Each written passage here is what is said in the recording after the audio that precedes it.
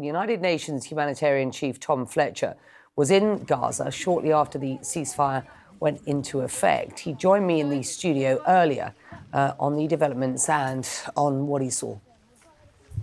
Well, I hope it's not just a temporary ceasefire. I hope we can make it permanent, because what you see there is just devastation. Everything has been flattened in the north of Gaza. You can't tell what was a school, what was a hospital, what was a home. We had staff using GPS to find their homes. Went into a hospital where doctors had carried on operating even under fire from snipers. And they've just left on the wall, it just says, "Tell them we did what we could." And that was written by a guy called Dr. Mahmoud, who was killed a couple of days later. And there's a challenge for all of us there. Are we doing what we should now, what we could for the people of Gaza? Utterly devastating. But the ceasefire has allowed us now a month where we've fed 2 million people. We've vaccinated 100% of all those who wanted to vaccinate for polio. We've got shelters in, 20,000 trucks worth of, full of food and medicine and tents, water and fuel. So it's been a window of opportunity to reach as many survivors, save as many lives as possible, but we need it to continue. Tom, it's not clear that it will continue. And it's hanging by a thread. And I'm very conscious each day we're working very hard with the parties to try not to give any justification on the humanitarian side to end the ceasefire. But the pressures are growing. There are a lot of people who didn't want the ceasefire, and there are lots of people now who would like to see it over and would like to see a return to conflict. And the people of Gaza, the people of Israel, deserve better than that. US aid is responsible for over 40% of total global assistance. Certainly it was last year. There's a crippling freeze on USAID and the billions it spends. What impact is that having right now on conflicts like Gaza and, for example, Sudan? The US has been this humanitarian superpower, a leader in that space for decades now. And US support from the taxpayer has saved hundreds of millions of lives. And look, it's right that the public in any country asks, are we getting value for money? It's right that politicians respond to that need to deliver at home as well as overseas. But the impact of those cuts is a body blow to our work. But it's not about us, it's about the people we're there to serve. And it will have a massive impact on programs Sudan, Syria, Ukraine, Gaza, globally. Now we're waiting to see all the detail, and we've been told that life-saving work will be protected. When you say we've been told that life-saving work won't be cut, what does that mean? Is it clear? So we're working waiver by waiver, exemption by exemption, to test what that really does mean. And it isn't completely clear yet. I think the review has been going on for some time now. They're looking at each individual project, I hope in some detail, to really assess the level of life-saving work. For me, life-saving work is, are you feeding people who are starving? Are you getting medicine to people who will die otherwise of diseases that we can deal with? Are we stopping babies freezing because of the cold? And there is a massive challenge out there, over 300 million people who need that support. And as I say, the US has been at the core of that effort for so long. So we've got to make the case afresh to the US taxpayer, the US public, but also to other partners, to new partners, to fill that space, and ultimately to the public. Because there's a sense, people are looking inwards, aren't they? They're retreating from the world, and we need people to rediscover solidarity, compassion, and global leadership.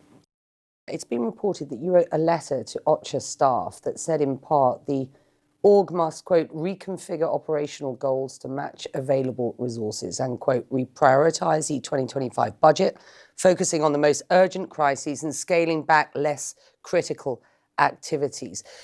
Did you write that letter? And it does sound as if what you're saying is we're going to have to basically do triage at this point. Yeah. And these are tough letters to write because we already make very tough choices on where to spend money and how to prioritise. And now we have to go much, much harder, make much tougher choices. And they are decisions over which lives to save, ultimately. But I've got to be able to guarantee myself and the world that we're maximizing every dollar we have to save lives, and that we're dealing with any waste, any inefficiency, any bureaucracy, any duplication in the aid sector, so that we get that aid where it's meant to be. You emphasise the uncertainty right now, but let's assume that Donald Trump goes through with firing most of USAID's 10,000 strong workforce. If agencies like USAID goes dark, and very specifically that one, long term, how bad will things get? Well, it's a dangerous world already. And we've lost the ability, it seems, to stop conflicts. So the conflicts are more ferocious, they're more intense, they're longer duration. So it's a really tough world out there. And I think I'm probably the only person in the last 100 days I've been in the job to have been in Kupiansk, Damascus, Darfur, and Gaza.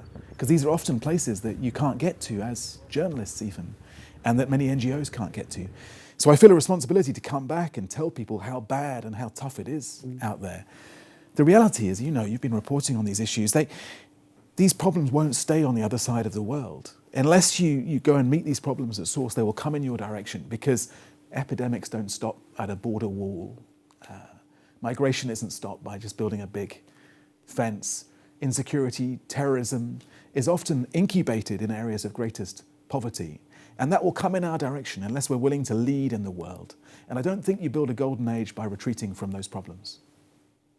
With the US stepping back from its international commitments, how much more pivotal are partnerships going forward? Partnerships with countries like Saudi Arabia or Qatar or the UAE, for example, where we are today. How important are those relationships for the UN in the first instance, but for these areas of conflict and need?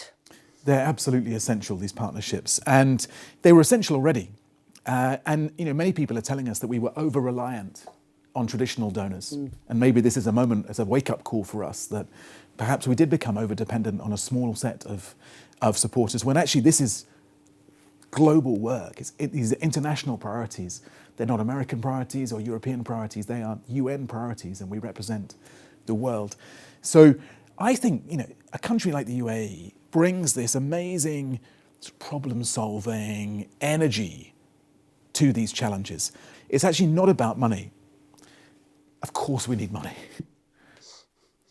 Of course we do.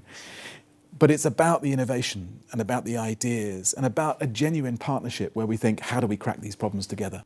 You said that you have heard other people talk about the fact that the system was too dependent on USA. Do you believe that?